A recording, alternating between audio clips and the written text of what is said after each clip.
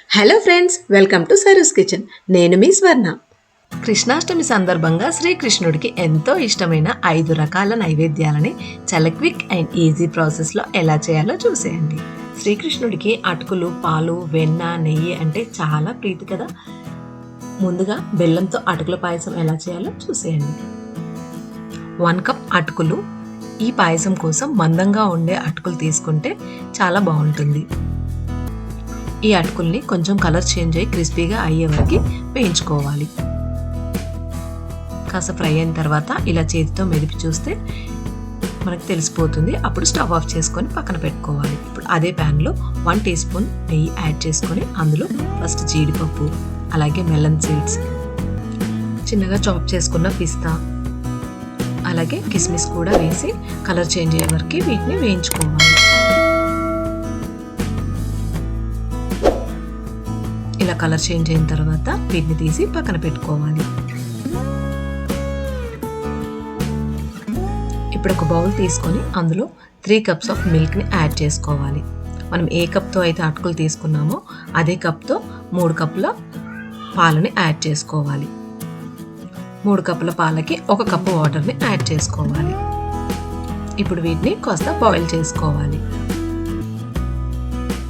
ఈ పాలు కాస్త మరిగిన తర్వాత ఇందాక వేయించి పెట్టుకున్న అటుకుల్ని ఇందులో వేసుకోవాలి. ఇప్పుడు ఈ అటుకుల్ని ఒకసారి కలుపుకొని అటుకులు మెత్తగా ఉడికే వరకు మరిగించుకోవాలి. ఈ అటుకులు మరుగుతూ ఉంటే పక్కన ఇంకో స్టవ్ పైన ఒక పాన్ పెట్టుకొని అందులో ఏ కప్తో అయితే అటుకులు తీసుకున్నామో అదే కప్తో బెల్లం తీసుకొని కొన్ని వాటర్ యాడ్ చేసుకోవాలి. ఇది బెల్లం కరిగించడం కోసమే వాటర్ యాడ్ చేసుకొని బెల్లం కరిగించుకోవాలి. ఇప్పుడు ఇక్కడ అటుకులు ఉడికాయో లేదో ఒకసారి చెక్ చేసుకోవాలి. ఇలా పలుకు లేకుండా మెత్తగా అటుకులు ఉడకాలి.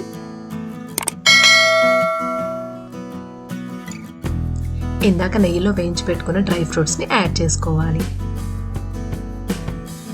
డ్రై ఫ్రూట్స్ వేసుకున్నాక ఒకసారి మిక్స్ చేసుకొని స్టవ్ మొత్తం సిమ్లో పెట్టుకొని ఇందాక కరిగించి పెట్టుకున్న బెల్లం వాటర్ని యాడ్ చేసుకోవాలి. ఇలా ఫిల్టర్ చేసుకోవడం వల్ల బెల్లంలో ఉన్న డస్ట్ పార్టికల్స్ ఏమన్నా ఉంటే వెళ్ళిపోతాయి. బెల్లం కరిగించిన నీళ్ళని వేసుకున్న తర్వాత వెంటనే కదపకుండా ఇప్పుడు 1 టేబుల్ స్పూన్ ఇలాచి పౌడర్ వేసుకోవాలి. ఇప్పుడు స్లోగా నిదానంగా కలుపుకోవాలి. ఇలా కొంచెం గ్యాప్ ఇచ్చి కలుపుకోవడం వల్ల పాలు విరగకుండా ఉంటాయి. కన్సిస్టెన్సీ ఇలా కొంచెం పల్చగా ఉన్నప్పుడే స్టవ్ ఆఫ్ చేసుకోవాలి. కాసేపు అయిన తర్వాత ఈ పాయసం ఇంకాస్త చిక్కపడుతుంది. కృష్ణుడికి ఎంతో ఇష్టమైన బెల్లంతో చేసిన అటుకుల పాయసం నైవేద్యానికి సిద్ధమైనట్టే. మీరు ట్రై చేసి టేస్ట్ చేయండి. ఈ వీడియోలో మీరు చూడబోతున్న రెసిపీ సగ్గుబియ్యం సేమియా పాయసం. సగ్గుబియ్యంలో ప్రోటీన్ అధికంగా ఉంటుంది. అలాగే విటమిన్, ఐరన్, కాల్షియం, కార్బోహైడ్రేట్స్ అధికంగా ఉంటాయి. పండగల సీజన్ అప్పుడు మస్ట్గా ట్రై చేసుకునే రెసిపీ. సగ్గుబియ్యం సేమియా పాయసం ఎలా తయారు చేసుకోవాలో చూద్దాం. స్టవ్ మీద గిన్నె పెట్టుకొని 1 టేబుల్ స్పూన్ నెయ్యి వేసుకోవాలి.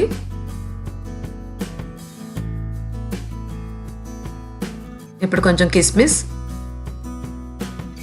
వేయించుకొని బ్రౌన్ కలర్ వచ్చే వరకు వేయించుకొని పక్కన పెట్టుకోవాలి.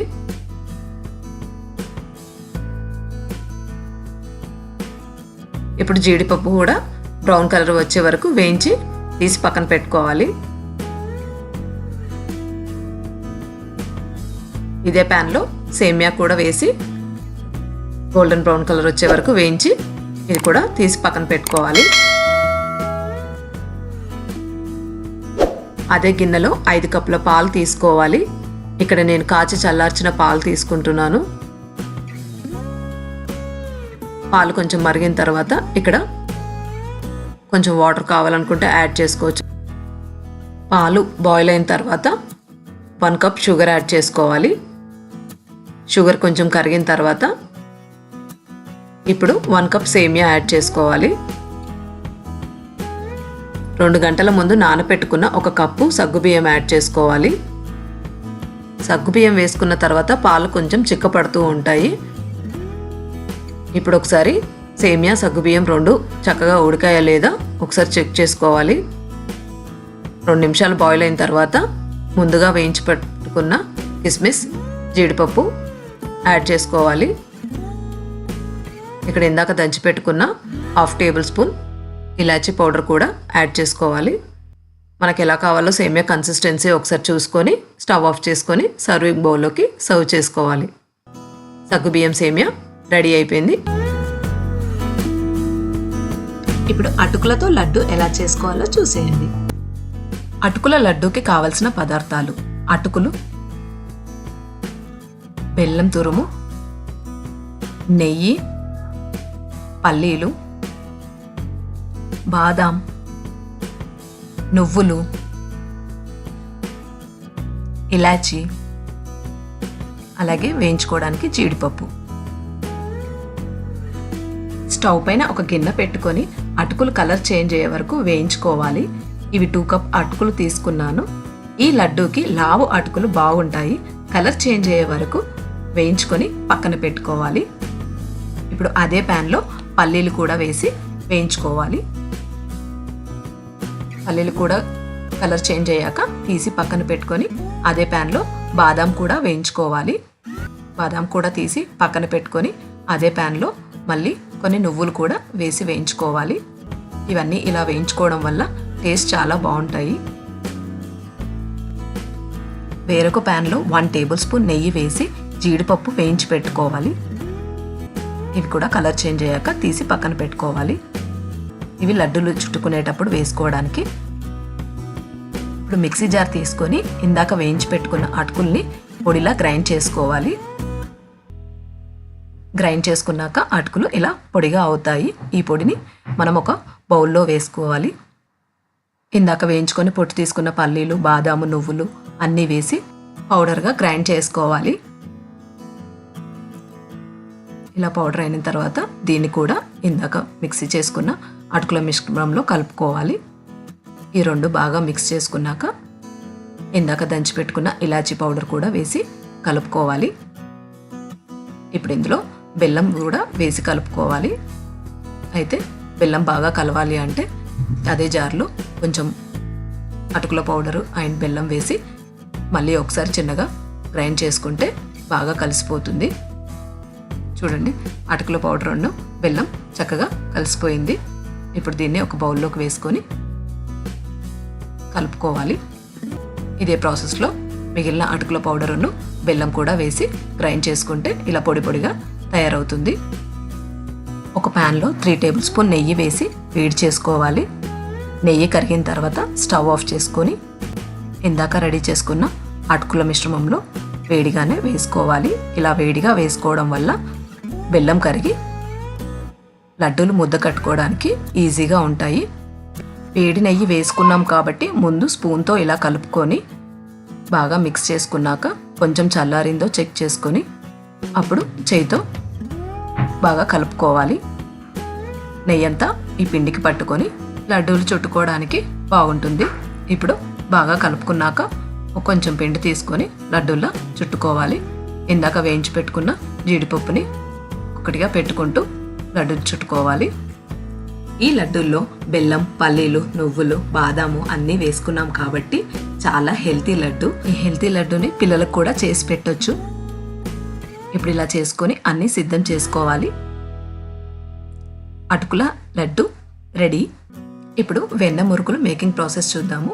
బియ్యం పిండి, సాల్ట్, కారం, వాము, నువ్వులు, వెన్న. ఇక్కడ వెన్న కానీ బటర్ కానీ మీకు ఏది అవైలబుల్గా ఉంటే అది వేసుకోవచ్చు. వాముని ఇలా చేతిలో నలిపి వేసుకుంటే స్మెల్ బాగుంటుంది. ఇలా నలిపి బియ్యం పిండిలో వేసుకోవాలి.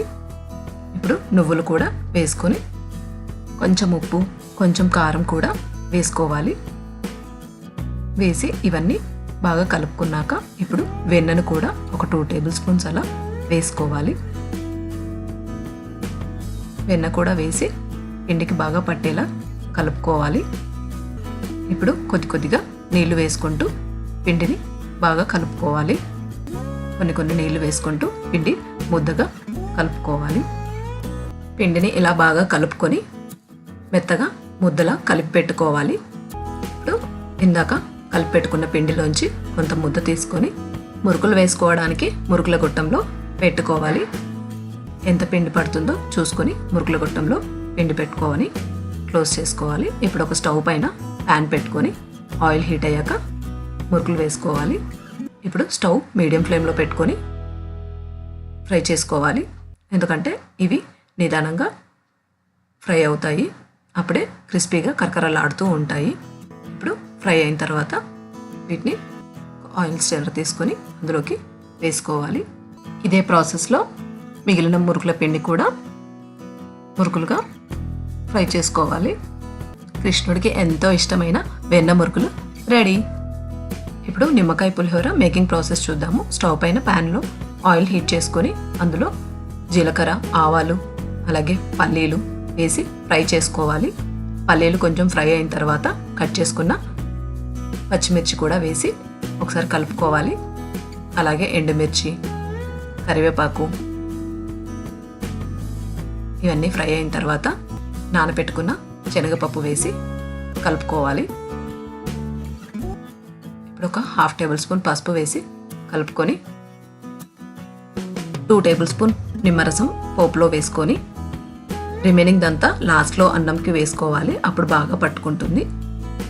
ఇప్పుడు వండి పెట్టుకున్న అన్నంని వేసి కలుపుకోవాలి. ఇక్కడ కొంచెం కొంచెంగా వేసి కలుపుకుంటూ ఉంటే పోపు మొత్తం అన్నంకి బాగా పట్టుకుంటుంది.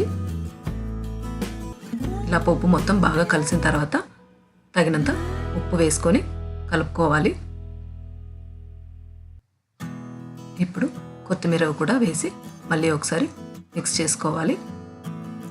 తీసి పెట్టుకున్న నిమ్మరసం లాస్ట్లో యాడ్ చేసుకోవాలి. అప్పుడు అన్నంకి బాగా చక్కగా పట్టుకుంటుంది. ఇప్పుడు నిమ్మకాయ పులిహోర రెడీ అయిపోయినట్టే. దీన్ని ఒక సర్వింగ్ బౌల్లోకి సర్వ్ చేసుకుందాం. దేవుడికి ఎంతో ఇష్టమైన నిమ్మకాయ పులిహోర నైవేద్యంగా ready. Thank you for watching our video. ఇలాంటి మరిన్ని రెసిపీస్ కోసం మా ఛానల్ని తప్పకుండా సబ్స్క్రైబ్ చేసుకోగలరు. పక్కనే ఉన్న గంట సింబల్ మీద క్లిక్ చేస్తే నా లేటెస్ట్ నోటిఫికేషన్స్ మీకు వస్తాయి.